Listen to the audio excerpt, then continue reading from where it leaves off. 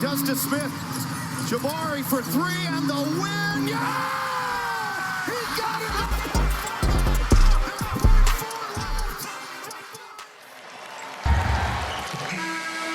106-100, the final score. Rockets see their winning streak end. The Clippers see their losing streak end, and the Rockets now 1-1 in the in-season tournament. Just 1 point for Houston over the last 2 and change in this. What's up, everyone? This is Lashard Binkley. Of course, you can always find me on Twitter at Binkley Hoops.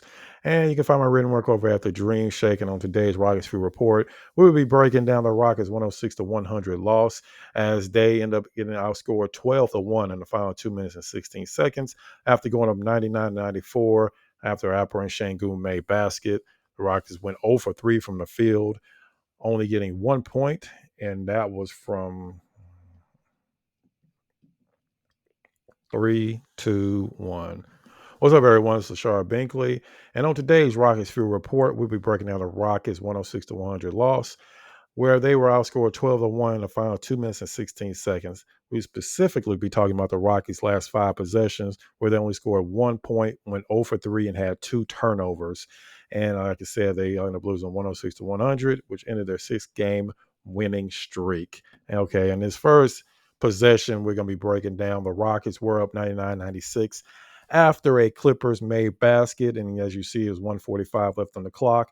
The Rockets still had a 3-point lead, and they were, of course, trying to run down the clock because possessions are golden when you're up by 3 with only 2 minutes left. But as you see now, it's already under 10 seconds. They get the ball out to alperensengun, and what the Rockets were trying to do here was run another one of the high post plays where Sengun was kind of the hub of the offense, and he kind of dictates what they do depending on who's able to get open. And in this possession, they get the ball at alperensengun. As you're going to see here, James Harden's going to try to come out and cut off his drive because they're probably not expecting Sengun to take a three, even though he did shoot a lot more threes in this game, which was good to see.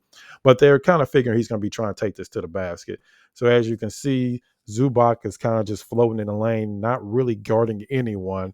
So he's already in the lane. And as you're going to see here, James Harden is going to run over to Sengun to try to cut off that drive. So Sengun is kind of hesitant here, trying to see what they're going to run. So he decides he's going to try to take it to the basket. But as you see, Kawhi Leonard, as he usually does, he was able to get his hand in there and kind of disrupt this play. So now, unfortunately, Sengun has picked up his dribble, which is going to just throw off everything because now you're down to only 4.4 left on the clock. And now you're in desperation mode. So Sengun is going to try to throw up a shot or try to get a foul in this situation, which neither one of them actually happened. The ball actually went back to Jabari Smith, who at this point just kind of has to just heave up a shot, which pretty much has no chance of going in. And it definitely doesn't, as the Rockets end up with a shot clock violation. In this scenario, yes, it's fine to run the shot clock under 10 seconds, but I would rather the ball be in Fred VanVleet's hands because his assist to turnover ratio this season has been great. He's your point guard. He had another double-digit assist game this game. And unfortunately, he did not have the ball in the last 10 seconds, and the Rockets end up with the heave at the last second, which end up being a shot clock violation. And another problem with this is, yes, you don't even get up a good shot. Now you have a turnover. But on the next time the Rockets had a possession, Jalen Green, as you saw, he had the ball at around the 22-second mark of the shot clock after they got that missed shot. In this scenario, you already see you're already 1-on-2. You already have a defender in front of you. You have another one's trailing on the far end. You have the lead. You have a 3-point lead. Like I said, possessions are golden. It's a minute 18. There's 21 seconds left on the shot clock.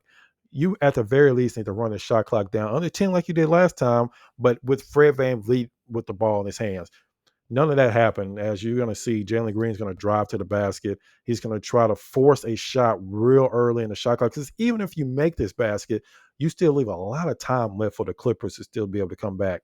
But if you run the shot clock under 10 seconds again, now you're already down to 1 minute, and maybe by the time they get off the rebound, or if you make the shot, but even if you miss it, if they get the rebound, now they're scrambling. It's under a minute left, but you're taking the ball to the basket and you're shooting basically with 17, 18 seconds left on the shot clock. That's exactly what the Clippers wanted to do. As you're going to see it when I run this play, he gets his shot blocked. Least it's based at this point, it's basically a turnover. It doesn't count as a turnover, but it's basically a live ball turnover, which gives the Clippers an easy shot, exactly what they were looking for in this scenario. So as you see, Paul George with the block leads out to the fast break. And then Paul George, because everybody's scrambling, everybody's out of position, it leads to an easy basket for Paul George. And in that scenario, like I said, you want Jalen Green to bring the ball back out. You want him to get the ball to Fred VanVleet, set up some type of offense, set up some type of high pick and roll, maybe a 1-5 pick and roll. Early in the game, they ran a 5-1 where alperensengun was a point guard. But in this scenario, you want to run a 1-5 pick and roll. And then in that case, when Şengün's in the paint, it gives him a lot more options to where he can kind of hit somebody in the corner or maybe hit somebody rolling to the basket. But you didn't have any of those options because Jalen Green took the ball to the basket way too soon, and that gave the Clippers an easy basket on the other end. Now, this next play right here, what you don't see in this play is, again, the Rockets did run the ball down, exactly what I wanted them to do with Fred VanVleet with the ball in his hand. But I will say in this case, I know a lot of people were getting on Jalen Green for turning the ball over. But in this case, Fred VanVleet did Jalen Green no favors by getting the ball to him with only 5 or 6 seconds left in the corner against Kawhi Leonard. And I know why he did it. He was trying to drive to the basket. As you see, Kawhi Leonard was kind of shading over towards the paint. But you get the ball to Jalen Green in a bad position. And not only that, you compound the issue by then drawing your man over and Paul George into the baseline. So as you're going to see when this play rolls, even if he's able to get by Kawhi Leonard, which is definitely a big if, but even if he's able to get by him without turning the ball over, now Paul George is standing right there on the baseline, blocking his path to the basket because Fred VanVleet needs to actually be on the other side of the court so Jalen Green actually even had room to even get to the basket, which he didn't. So as you see as I roll this play, Fred VanVleet's going to bring his guy over. As you see right here, the spacing on this possession is absolutely horrible. So like you see if he even gets by him, you have Paul George standing there. Again, Zubac is just basically camped in the lane.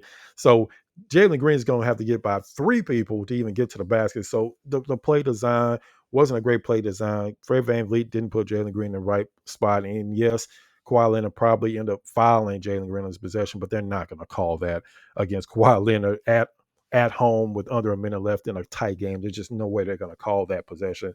Maybe we'll see it in the 2-minute report exactly what happened, but they're not going to call this. It was a play doomed from the beginning because, as you see, Jalen Green pretty much had no space to even drive to the basket even if he gets by Kawhi Leonard. So, again, that leads to another live ball turnover, and that leads to the Rockets scrambling into an easy layup here, or actually easy dunk for Zubac when James Harden was able to get by his man. And as you're going to see on this final possession, the Rockets are already in desperation mode. James Harden has already hit the step back dagger 3 and actually got fouled by Jayshawn Tate, which gave him a 4-point play. So now you're down 104 to 100.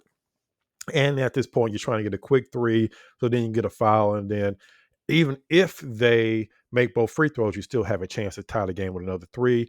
But as we're going to see, like I said, they're in desperation mode. Fred VanVleet shot rolls in and out. And then after that, that's pretty much all she wrote.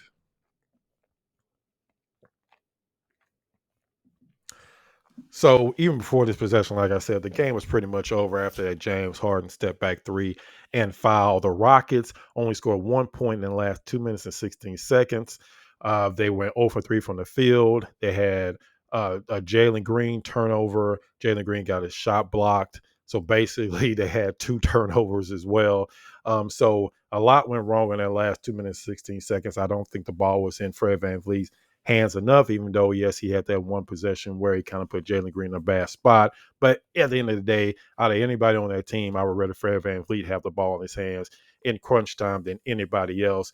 Like I said, the Clippers end up outscoring the Rockets 12-1 in the last 2 minutes, 16 seconds in a very winnable game for the Houston Rockets as that ended their 6-game winning streak. And again, that actually helped the Clippers end their losing streak as the Rockets are now 1-1 in in-season tournament play. And they take on the Lakers on Sunday, who, of course, will be looking to get revenge against the Rockets after the Rockets destroyed them in the Toyota Center a couple of weeks ago. So make sure that, as usual, we appreciate the support. Make sure you hit that subscribe button, hit that like button. That helps us continue to bring quality videos to you, and that helps us with the YouTube algorithm, who only likes to show videos that gets likes and has subscriptions behind it. So like I said, make sure you hit that subscribe button, and definitely make sure you check out the next episode of the Rockets Fuel podcast and the Rockets Fuel Report.